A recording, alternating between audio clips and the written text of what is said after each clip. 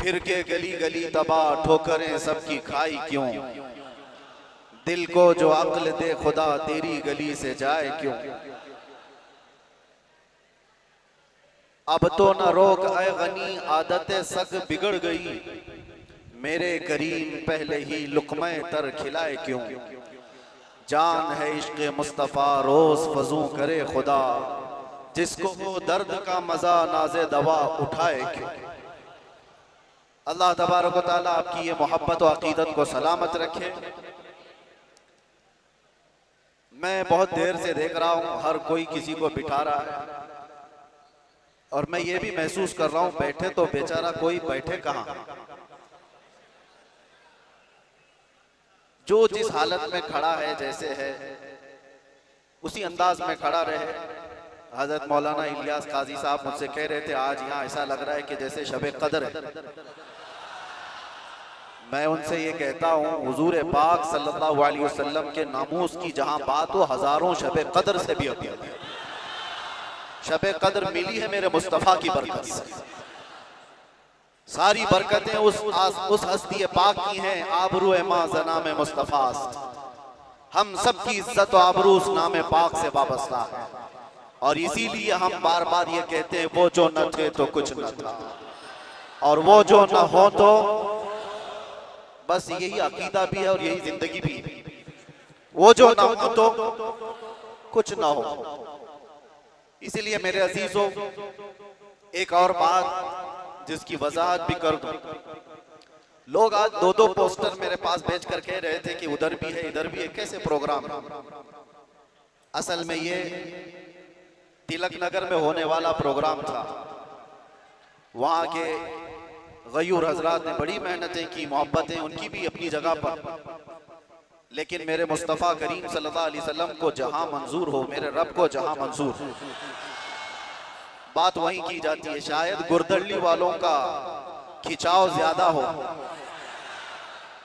वैसे तो यहाँ पर रेशम का काम करने वाले ज्यादा हैं। बनारसी हजरात को मैं अच्छी तरह से जानता हूँ।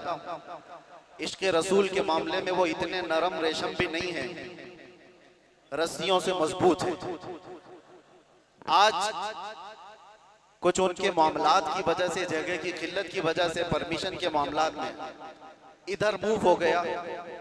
बहरहाल ये हालात के एतबार से इधर से उधर हो जाए, कहीं पर भी हो जाए, बात तो उस नबी पाक की जहां से भी की जाएगी गूंज कर रहेगी इंशाअल्लाह।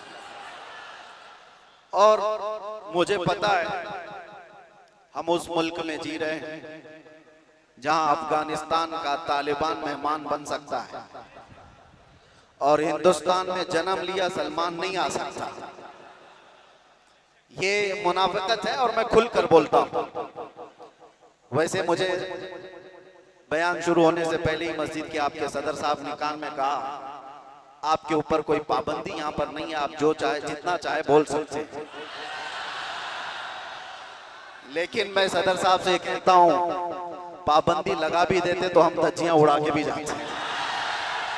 इसलिए कि पाबंदी हुजूर पाक सल्लल्लाहु अलैहि वसल्लम का नाम लेने के लिए कोई माँ ने आज तक जन्म नहीं लिया, किसी माँ ने आज तक ऐसा बेटा जन्म नहीं दिया जो हुजूर पाक सल्लल्लाहु ताला अलैहि वसल्लम के नाम पाक को इस रूए जमीन से खत्म करके दिखा सके। हमारा जुर्म क्या है, हमारा कसूर क्या है, हम बोलते क्या है? हम बात सिर्फ मेरे मुस्तफ़ा करीम सल्लल्लाहु अलैहि वसल्लम की करते हैं। और अगर ये हुजूर पाक सल्लल्लाहु अलैहि वसल्लम के नाम और उनके नामूस की बात करना जुर्म है तो हर बार करेंगे, हर बार करेंगे, 100 बार करेंगे, और वक्त आए तो सरेदार करेंगे। इसमें कोई खौफ की बात तो है नहीं, इसमें कोई डर की बात तो है नहीं। जब हमने ये कह दिया है या रसूल अल्लाह ये दिल भी तुम्हारा ये जान भी तुम्हारी, हम आए यहाँ तुम्हारे लिए और उठे भी वहां, जब सब उनके लिए है तो फिर डर किस बात का। खौफ न रख रजा जरा तू तो है अब्दे मुस्तफा, तेरे लिए अमान है, तेरे लिए अमान है। बेंगलुरु के गयूर नौजवानों को मैं कुछ बातों से बेदार करना चाहता हूँ। तुम्हारी एनर्जी, तुम्हारी ताकत खामखा जाया नहीं होनी चाहिए। सड़कों पर बर्बाद किए जाने के लिए तुम्हें ताकत नहीं दी गई। अल्लाह ने तुम्हें जो ताकत और एनर्जी दिया है, जो तुम्हें पावर दिया है, वो नशे के अड्डों पर बर्बाद करने के लिए नहीं, और ना ही गलियों कूचों पर रात भर गुजारने के लिए, और ना ही बेमहल और बेवक्त एहतजाजात करके अपने आप को जोखिम में डालने के लिए। तुम्हारी एनर्जी और तुम्हारी ताकत एक एक पल किस चीज के लिए दी गई है आपको पता है? जिंदगी ये नहीं है किसी के लिए, जिंदगी है नबी की नबी के लिए, और ना समझ मरते हैं जिंदगी के लिए, और जीना मरना है सब कुछ नबी के लिए। तुम्हारी जिंदगियां इतनी सस्ती नहीं है, तुम्हारी जिंदगियां इतनी हल्की नहीं है कि कोई चोर उचक्का हाँकता हुआ तुम्हें किसी भी तरह से लेकर चला जाए और अपने अपने मकासद का निशाना बनाए। ऐ नौजवानों, जिस दौर में आप जी रहे हो, होश और हवास के साथ जियो, कानूनी मामलात और उसकी पेचीदगियों को समझो, दुश्मन किस अंदाज से तुम्हें वार कर रहा है इस चीज को महसूस करो। यकीनन मेरे आका सल्लल्लाहु तआला अलैहि वसल्लम की मोहब्बत और उनकी असमत एक ऐसी चीज है जिस पर मुसलमान कंप्रोमाइज नहीं करता, और ये दुश्मन को अच्छी तरह मालूम है। हमें भड़काने के लिए, हमें आपे से बाहर करने के लिए, जानते हो वो कौन सी चीज का इस्तेमाल करते हैं? सिर्फ और सिर्फ मेरे नबी का नाम इस्तेमाल करते हैं। उनको पता है इसकी माँ की गाली से भी उतना नहीं भड़केगा, ये इसके बाप और इसके खानदान को कोसो तो भी नहीं भड़केगा, इसके घर को बिल्डोजर से तोड़ दो तो भी नहीं भड़कता। ये अगर बेकाबू होता है तो आमिना के लाल की इज्जत पर उंगली उठाने से। ये अच्छी तरह से दुश्मन को मालूम है, इसीलिए बार बार इस तार को छेड़ा जाता है। उन्हें छेड़ने दो, वो अपनी हैसियत के मुताबिक छेड़ करके समझ रहे हैं, लेकिन हकीकत में मेरे अजीजों मैंने महसूस किया इस कौम को अल्लाह हमेशा सलामत रखे। मैं कभी कभार रातों में बैठे फिक्र भी करता कि इन नौजवानों से मुस्तकबिल क्या होने वाला है, जो रात भर नशे के अड्डे में गुजारते हो, गाने सुन करके दिन भर बिस्तर पर सोए रहते हो। उम्मत मुस्लिमा का क्या होगा? हम पहले बहुत जज्बाती तकरीरें कर चुके, माशरे की इस्लाह के लिए हर बुराई पर हम उंगली रख चुके, बहुत फिक्र अंदाज, काफी फिक्र होती थी। लेकिन मैंने देखा ये वो नौजवान जो नशा में मेरे साथ जेल की कैद काटे हुए नौजवानों को भी जानता हूं, जो हर तरह का नशा करके आए हुए थे, एडिक्ट थे, और कोई 10 साल से, कोई 15 साल से, कोई 20 साल से, और सारी कड़ियां जोड़ करके मैं आकर के देखता हूं कौन है जो इन्हें नशा पर उभारता है, कौन इनकी गलियों में नशा बेचता है, कौन सप्लायर है, कौन उभारता है, कौन पहुंचाता है। कानून को भी मालूम है कहां बिक रहा है, कहां सप्लाई हो रहा है, सबको पता है। और खासकर तुम्हारे मोहल्ले क्यों टारगेट है? कभी सोचा आपने? ये सिर्फ बेंगलुरु की बात नहीं, जाओ मुंबई जाओ, कलकत्ता जाओ, दिल्ली जाओ, किसी भी, हैदराबाद, हर इलाके में मुसलमान क्राउडेड जो इलाके हैं, हमारी ज्यादा आबादी जहां पर, उन इलाकों को इन तमाम बुराइयों से घेर लिया गया है नशा से। क्यों तुम टारगेट हो? वजह यही है मेरे अजीज, इसलिए कि दुनिया को खौफ दूसरी कौमों से नहीं, मोहम्मद अरबी के गुलामों से इतना डर है कि इसी दिन ये खड़ा हो गया तो दूसरों की नींद हराम कर देगा। पता है इसको इन तमाम खुराफात में मुलव्विस करके, नशा का आदी बना करके इसको सुला दो। ठीक है, इन्होंने कर लिया, किसी को 10 साल से, किसी को 20 साल से, किसी को 25 साल से नशा में मुब्तला करके रख दिया। हम भी डरे हुए थे कि ये नशा खोर नौजवान क्या करेंगे, मुस्तकबिल क्या होगा इनका। लेकिन मेरे अजीजों, मैंने अभी माजी करीब में, 1-2 साल में ये भी महसूस किया, नशा छोड़ना आसान भी नहीं है। जो एडिक्ट होता है वो जल्दी छोड़ता भी नहीं। अरे गुटखा नहीं छोड़ता तो वो दूसरी बातें कहां जल्दी छोड़े। लेकिन मैंने इलाज भी देखा, ये वो नौजवान 10 साल, 12 साल, 15 साल से नशा में एडिक्ट हैं, पूरी दुनिया ने इनको टारगेट कर करके नशा खिलाया और इनको 36 घंटे 48 घंटे सोने वाले नौजवान बनाया। मैंने देखा है 36 घंटे सोने वाले, और डर था हमें कि इनसे होगा क्या मुस्तकबिल। लेकिन मेरे अजीजों, हमारा ये अंदेशा, हमारा ये डर गलत निकला। दुनिया ने सब कुछ एड़ी चोटी का जोर लगा दिया इस नशा में मुब्तला कर करके कि इनको मफलूज कर दे, इनको पैरालाइज कर दे। लेकिन मैंने देखा एक बार पुकारा आई ना मोहम्मद, उसके बाद फिर देखा वो नौजवान जो 20 साल से नशा में है, नाम मोहम्मद का नशा चढ़ गया है। मैंने पूछा वो पुराना नशा कहां चला गया? पुराना नशा जिसमें 36 घंटे सोता था, वो नशा कहां चला गया? मैंने उन नौजवानों को देखा, वो झूमते हुए कहते हैं वो नशा अलग है, ये उस मुस्तफा के नाम की मोहब्बत का नशा अलग है। मैं ये चाहता हूं मेरे अजीजों, आओ उस नाम पाक के नशे में, इससे बढ़कर के बेहतर खुमार कोई है नहीं। इसीलिए जो उस मोहब्बत के नशे को पी लिया, तब फिर वो गुनगुना करके यूं कहा था, कुछ ऐसा कर दे मेरे किरदिगार आंखों में, हमेशा नक्श रहे रूए यार आंखों में। उन्हें ना देखा तो किस काम की है ये आंखें, कि देखने की है सारी बहार आंखों में। आपको मैं उसी चीज की दावत देने के लिए आया हूं। नौजवानों, ये धड़कता दिल किसी लैला को देने के लिए नहीं है, एक ही दिल है। उस लैला को क्या दें जो हर 4 दिन के बाद मजनू बदल देती हो? उस लैला को क्या दें जो पैसे देख करके बदल जाती हो, मनसब देख करके घर बदल लेती हो? हम उस दरबार में अपने आप को डाल दें जहां के मुतालिक ये कहा, जब तक बिके न थे तो कोई पूछता न था। या रसूल अल्लाह, तुमने खरीद कर, सिर्फ अनमोल नहीं, बात यहीं तक नहीं है, जिसको रसूलुल्लाह ने खरीदा वो अबू बकर था तो सिद्दीक बनाया है, उमर था तो फारूक बनाया है, उस्मान था तो जुन्नुरैन बनाया, अली था तो हैदर कर्रार बनाया, बिलाल था तो फखरे आसमान बनाया है, अब्दुल्ला इब्न मसऊद को फखरे फिखा बनाया है। जो आया जिस अंदाज से आया मेरे मुस्तफा ने उतना नवाजा है।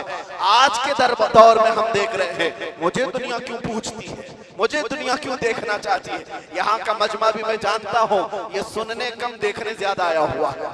सुनने के लिए तो यूट्यूब से सुन ही रहे, सारी तकरीरें पहुंच भी रहे, और ऑनलाइन अभी भी चल रहा होगा, घर बैठ के देख सकते हैं। लेकिन ये उमड़ता हुआ मजमा जो देखने के लिए आया है, वो इसलिए कि मेरे अजीजों, दुनिया को ये बता दें, दुनिया सेलिब्रिटीज को देखने के लिए कतार लगाती होगी, ये उम्मत ऐसी है मुस्तफा के कैदी को देखने के लिए उमड़ आती है।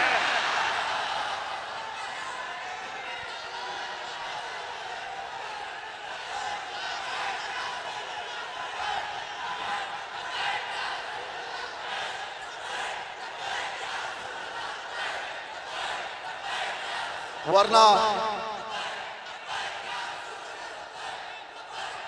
तवज्जो मेरे अजीजों, इस भरी दुनिया में हम जानते हैं जेल से छूटा हुआ आदमी मुंह छुपाकर घूमता है। लोग क्या बोलेंगे, जेल से आया है, ना हम जाने में मुंह छुपाए थे ना आने में मुंह छुपाए। अरे वो छुपा करके वो जाए जो चोरी करके गया हो, जो डकैती करके गया हो, रेप केस में अंदर गया हो, माल खा करके अंदर गया हो, वो क्यों मुंह छुपाए जो लब्बैक या रसूलुल्लाह कह कर गया हो। आपके लिए भी मैं कह रहा हूं, मुंह छुपाने की नहीं, ये मुंह उठाने का वक्त है, उठाने का वक्त है। इसलिए कि मेरे अजीजों, उस नामे पाक के बाद अगर कोई मुसीबत आती है तो ये हुकूमतें या ताकतों की जरिए से वो तो जरिया बनते हैं। असल बात ये है कि हमें अल्लाह तबारक व तआला उस अजीम इम्तिहान से गुजारना चाहता है जो बिलाल हबशी को दिया गया है, जो खब्बाब बिन अल-अरत को दिया गया है, जो खुबैब बिन अदी को दिया गया है, जो ज़ैद बिन दसना को दिया गया है। मैं तारीख पढ़ता हूँ, हमेशा एक बात याद आती है, मेरे साथ भी सेम मामला हुआ था।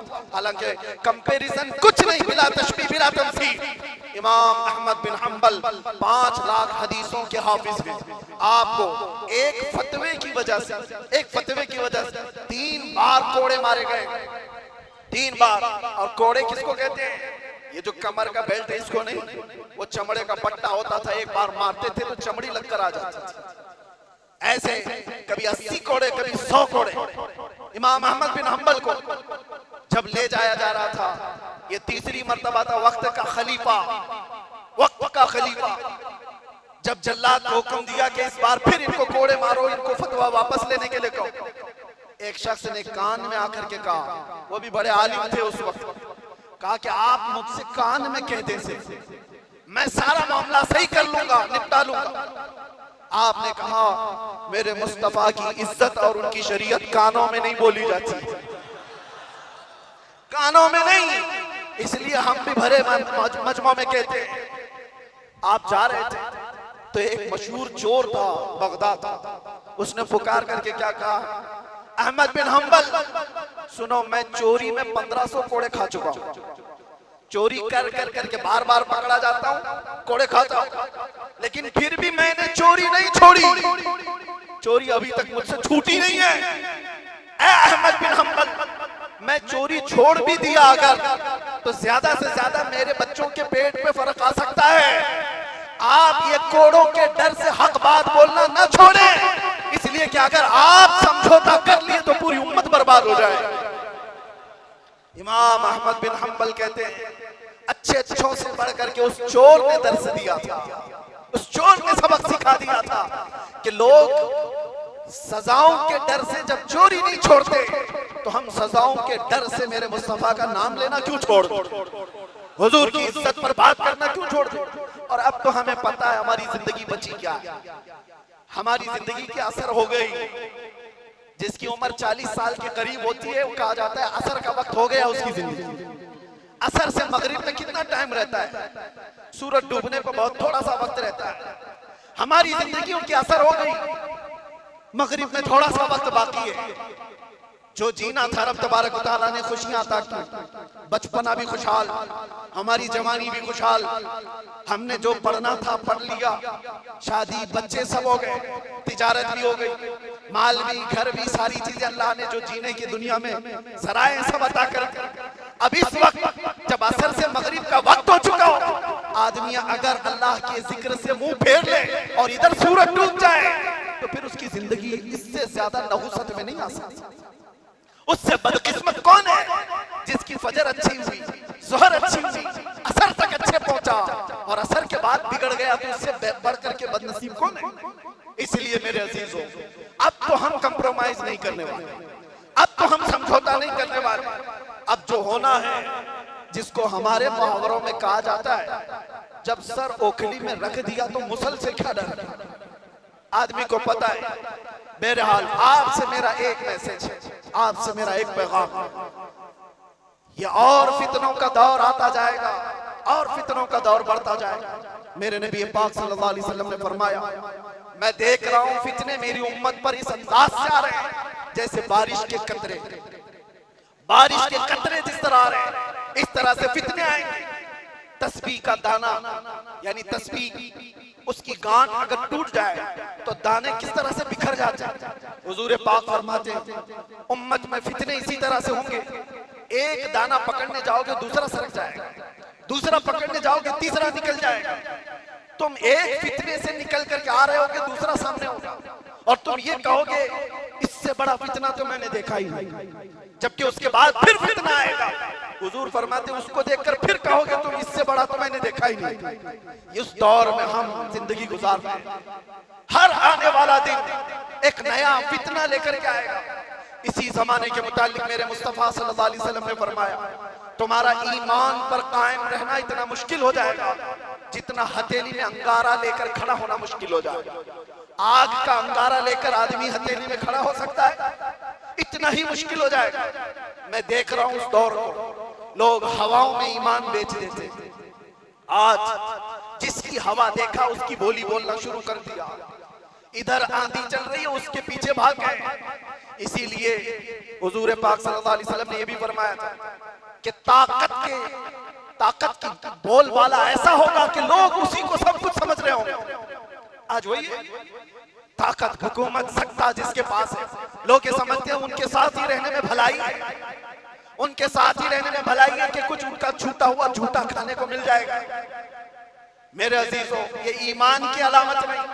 हुजूर ने ये भी फरमाया दज्जाल जिस वक्त जमाने में आएगा, दज्जाल उस वक्त का हाल ये होगा हजारों की तादाद में लोग ईमान छोड़कर उसकी फौज में शामिल हो जाएंगे। और हुजूर ने फरमाया दुनिया शुरू होने से लेकर कयामत तक उससे बड़ा कोई फितना नहीं, वो दौर भी आने वाला है। उस दौर की अलामत में क्या बताया मेरे आका ने, इरशाद फरमाया सच को झूठ बना दिया गया होगा और झूठ को सच बना करके पेश किया जा रहा होगा। क्या आज ये पूरा निजाम कायम नहीं है? ये सारा मीडिया ये दज्जाली निजाम पर चल रहा है। ये सब दज्जाल के चेले जितने भी बैठ करके भोंकते, जो सच्ची बात होगी उसको ऐसा तोड़ मरोड़ करके बयान करो कि वो झूठी लगने लगे, और झूठ को इतना सजाओ, इतना बोलो कि सच लगने लग जाए। आज उस दौर में तुम जी रहे हो। कितने बड़े बड़े चैलेंजेस हैं तुम्हारे पास, कितने बड़े बड़े चैलेंजेस हैं। ईमान पर कायम रहना मुश्किल हो जाएगा इन हालात में। अब आला हजरत क्या फरमाते हैं, इरशाद फरमाते हैं, जब ऐसे हालात होंगे उसको कहा गया है सूना बन है, सोना जहर है। सोना पास है, सोना बन है, सोना जहर है। उठ प्यारे, 3 बार फरमाया आला। सोना पास है तेरे, सोना क्या है, गोल्ड तेरे पास है। सोना बन है, बन कहते हैं जंगल को, सूना जंगल सुना होगा नाम, वीरान है, बिल्कुल आवाज ही नहीं है, सूना जंगल है। सोना पास है, सोना बन है, और ऐसे वक्त में सोना जहर है। समझ में आई बात? 3 बार सोने का लफ्ज इस्तेमाल किया और तीनों में अलग अलग माने।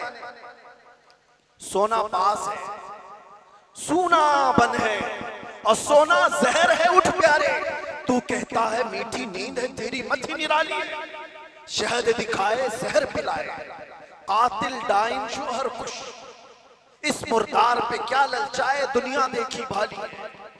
आज उसी दौर में हम जी रहे हैं। शहद दिखाए जहर पिलाए, तुम्हें जितना सजा सवार करके दिखाया जाता है ये असल दुनिया नहीं है नौजवान।